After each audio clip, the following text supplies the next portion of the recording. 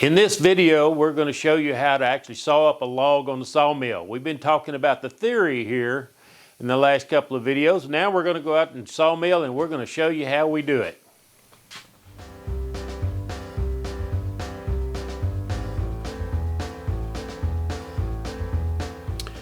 Using a tractor and chains over time, I have learned how to move these big logs by myself.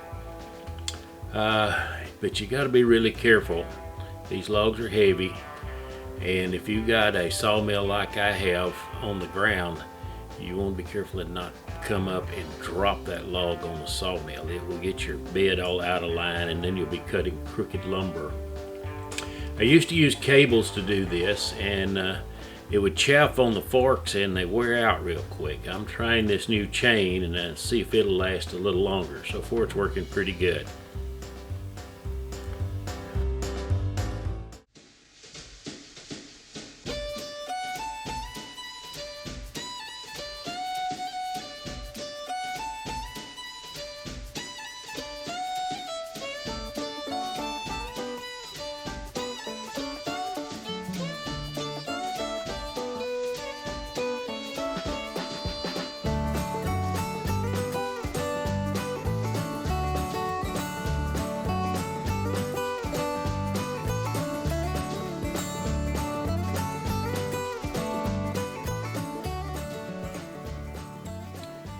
Using a green log weight chart you can find on the internet, I have found that this 26-inch log we're cutting, it's 10 foot long, weighs around 2,320 pounds.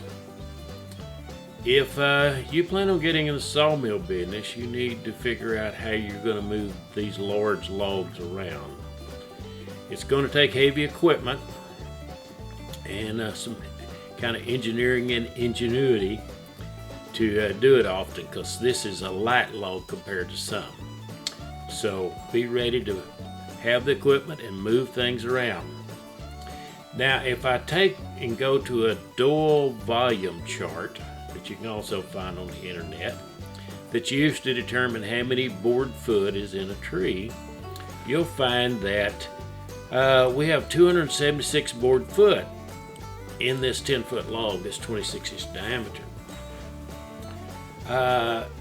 That's not all the wood you can get out of it, but that is what the sawmill would pay a logger for the log.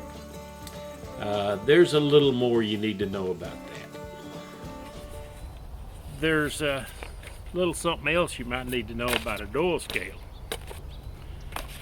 A dual scale was devised for lumber companies and loggers, not for the landowner that's selling them a log. Here's the problem. A tree grows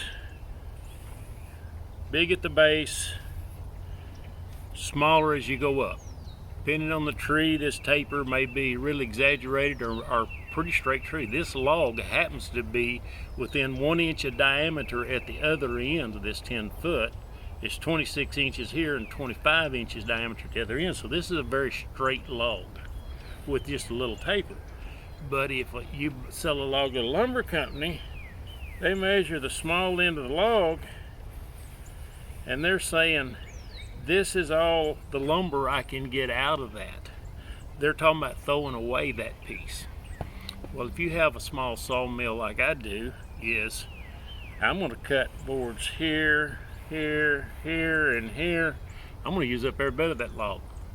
So you'll see me do a lot of cutting boards and then later on processing them into littler and littler things that I do. I make anything from big slabs to boards to just pin blanks out of some of this stuff. But remember that a dual scale is talking about a square piece of lumber out of the middle of a log, not the whole log. So I'm going to get a lot more than what I tell you, a lot more than 276 board foot out of this log, because I'm going to probably get over 300 board foot because of the way I'll cut it. So a little knowledge on what there is to logging. Well, my supervisor's here to see if I'm doing it right. Or maybe she just wants some attention.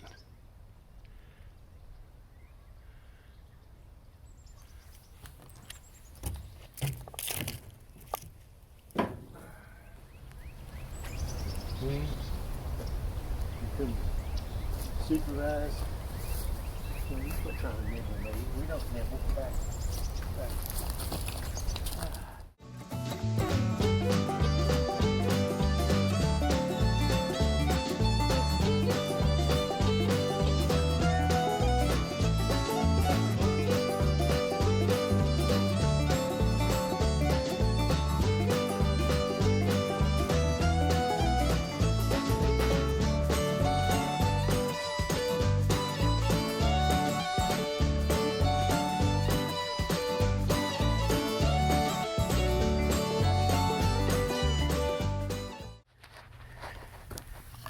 Why do I keep sweeping this sawdust off of the log?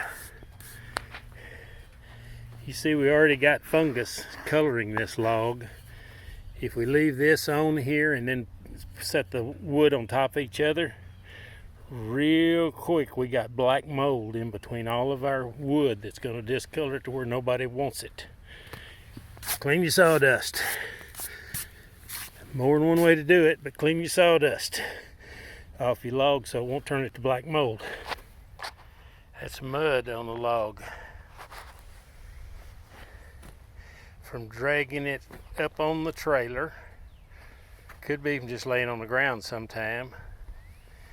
But that's dirt. Dirt is equivalent to sandpaper to a saw blade. So if I had started off with that mud on the other side of the log, the saw blade would have had to cut through the mud to get to the log. And that $30 saw blade would done be dull. So it's better if you position this where it's one of the last cuts you make. And if it's too bad, try to sweep or chisel it off, because it sure will do a number on your saw blades if you got mud on your logs. You may notice that there's really big sawmills where they have a tank out by the sawmill, and the first thing they do is dump the logs in that tank and let them soak. What they're doing is they're trying to get this mud wet enough that it'll fall off in that tank and not go through the sawmill when they dip the log out. One of them old tricks. One of the first things I did before I started sawing this log is I went down at my storage barn and took an inventory. I have plenty of 3-inch thick red oak slabs. There's some very large ones. They're 3 feet wide and 12 feet long. But then I started looking at, did I have 1 or 2-inch lumber? And I determined that that's the best use of this log is to saw it up into lumber. So it's going to be a mix of 1 and 2-inch lumber. There's a little history on this log. I went way out in far east Texas and got it close to Louisiana border. And they had a microburst windstorm out there of nearly 100 miles an hour, and it blowed down the red oak trees. Funny thing is, the old pine trees, which there's millions of acres of them out there, they just bend over, then pop right back up. But then we salvaged these red oak trees and broke off the roots.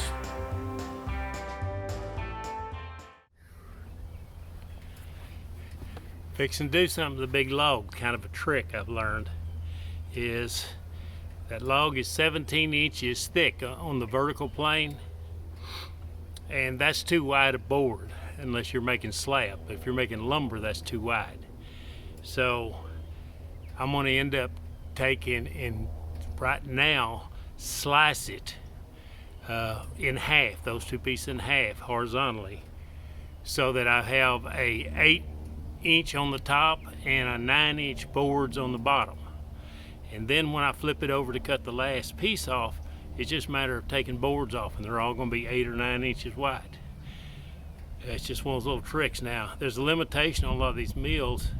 Mine has, from the blade to the bottom of the frame is 9 inches, so that's the maximum I can cut at one time is 9 inches. But in this case, we're just going to cut 8.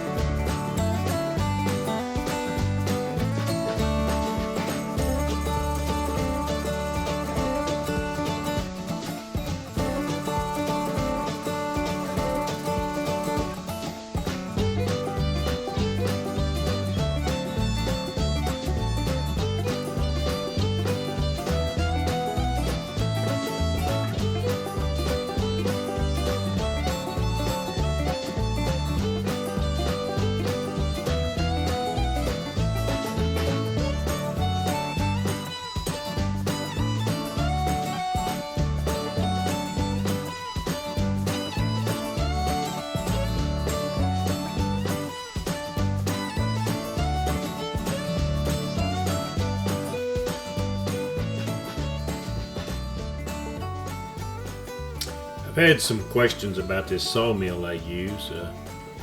It's what I use to saw my logs up to 24 inches diameter up. Then I use a chainsaw mill for my bigger logs. But the reason I still have an old on-the-ground sawmill is I bought this thing at about a third of what it sold for from a friend that needed to get rid of it. I never intended to get in the sawmill business full time. It was mostly bought with the idea that I would cut my own lumber for my own woodworking projects. But like a lot of things, it's like a hobby that's just went crazy. You know how a snowball rolls downhill and just gets bigger and bigger? Well, that's kind of the way this sawmill business has been.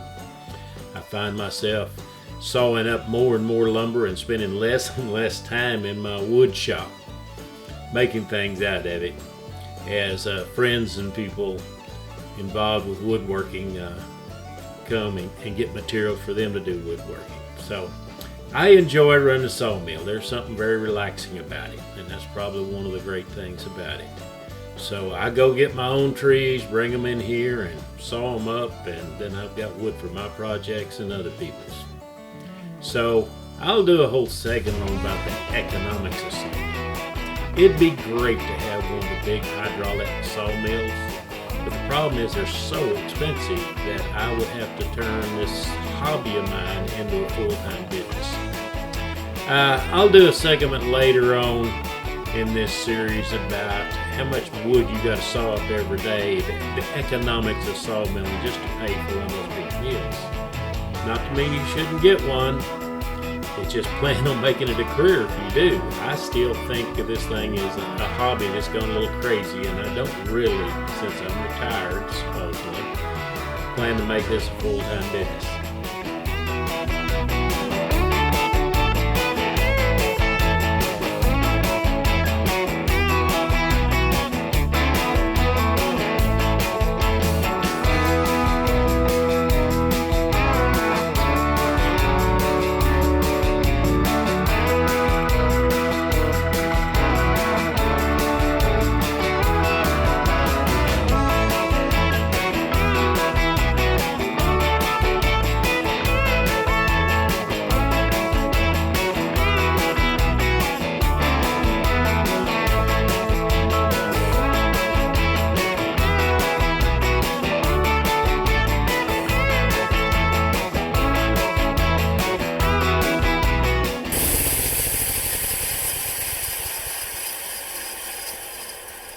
I guess it's quitting time. I'm out of gas.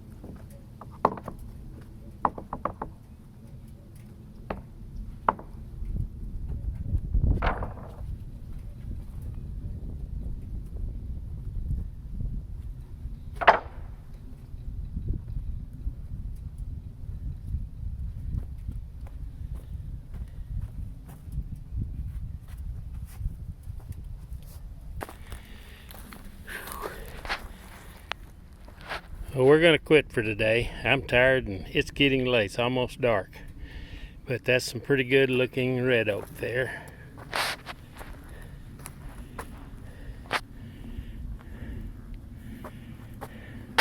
And then we still got a lot to go right here.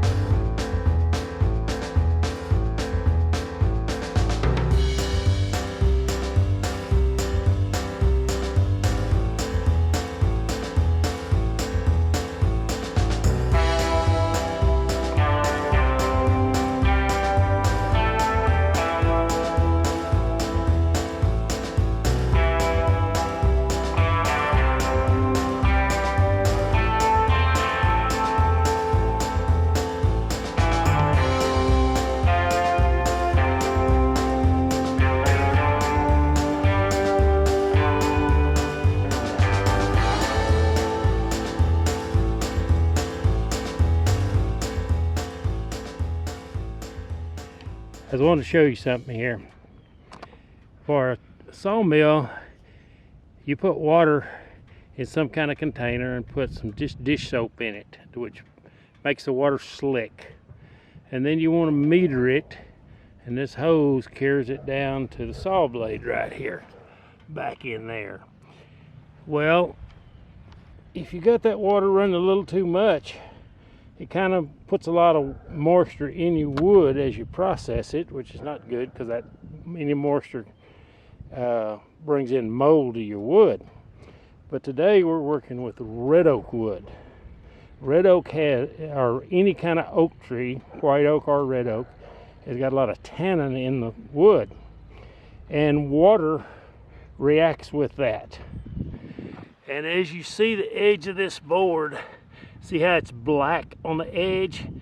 That's nothing more than where the water splashed out of that bucket onto that wood and left overnight. It darkens the wood, and you cannot take that color out without going to something like bleaching the wood or whatever. So anytime you're doing oak, kind of control the water as much as you can on things. And that tannin then won't react. Let me show you some. You'll see me spend a lot of time on this last cut. The log dogs are going to hit the blade. So I will progressively have no log dog on the end, and I got one in the middle. When I get the middle, I will go back and put the end log dog back in place and knock the middle one down, and I'll progress down the log so that blade doesn't hit those steel log dogs. That's what you have to do when you get down so flat on the bottom of your log.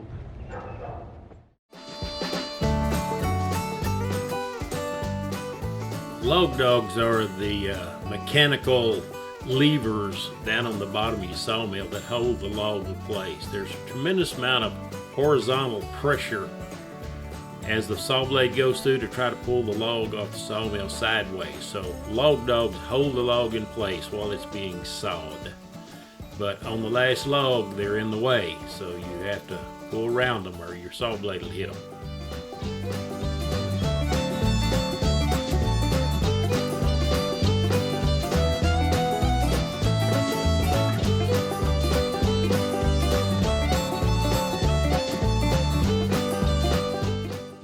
That last piece I took off of there is the bottom of the log. You notice it's much thicker than the ones below it. The ones below it are 5/4 or 1 1/16, but that's like 1 3/4. Well, that finishes up this red oak log. Now I just got to go get the 2 piles of red oak together and put them in a barn. Alright, we've got all of our lumber cut off that 26-inch log. Now we need to sort it and stack it so that we can find it and get comparable sizes in the same pile. As we were cutting the original round log, we had to make it square to start cutting lumber out of it. So these are the offcuts on the very outer part of the log. As you can see, most of them have bark on both sides of them. My goal is to take this good lumber there, and I'm going to get this lumber stacked up and stickered and put on top of that. I will go get those piles of lumber and put on top of that so that I've got one about 4 foot wide neat stack of red oak lumber. And we're going to get it in the barn where it'll stay dry because it's supposed to rain tomorrow.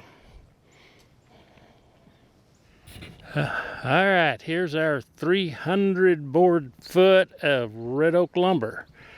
Remember, we started with a 26-inch log diameter, 10 foot long, weighed around 2,300 pounds. Now we've turned some of that log into sawdust. A few of the outer offcuts have been thrown away. It's still producing 300 board feet of lumber out of one log. It's still heavy. If you look at that tractor wheel, it's just barely touching the ground. There's so much weight on the front of those forks.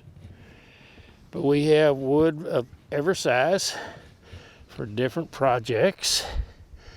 And this is one of 2 logs the same size. I brought this log home as a 21-foot log. and we've only processed 10 foot of it. So we'll be back on the sawmill doing the other one when the weather clears up.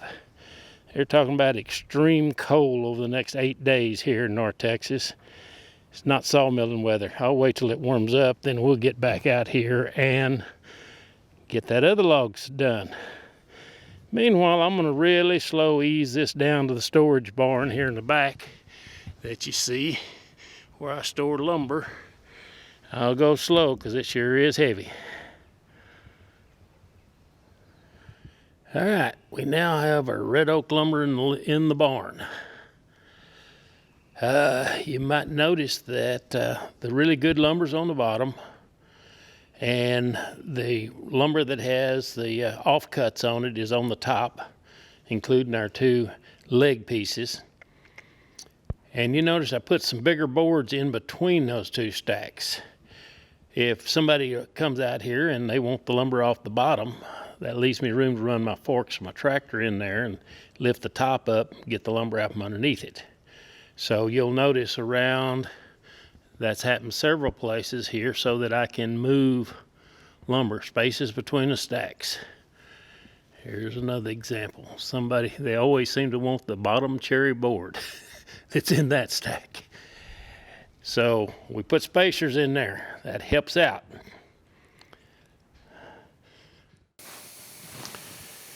You might have noticed on these previous videos and this one that they run a little long. I really don't know how to make them shorter and relay what I'm trying to do. I can show just the sawmill running back and forth, but you're not going to know why I'm running it back and forth and doing the various things about positioning the log and all. So I keep breaking, trying to explain as I go what we're doing and why we need to do it that way. Makes the videos a little long, but I hope that's useful information to you. Stay with me, and we'll go through a whole bunch of other things other than sawmilling and how to do them. If you like this video, please push the like button down there at the bottom. Subscribe so that you'll know when I get out with a new video. I'm still trying to do these every couple of weeks, but that's about as close as I can get them with all the other things I got going on. So subscribe and push the like button. Stay with me because the next video we're going to go out and cut trees. We're going to cut red cedar trees down at a ranch here locally and load them up and bring them back so we can sawmill them later. So stay with me for the next video. See you then.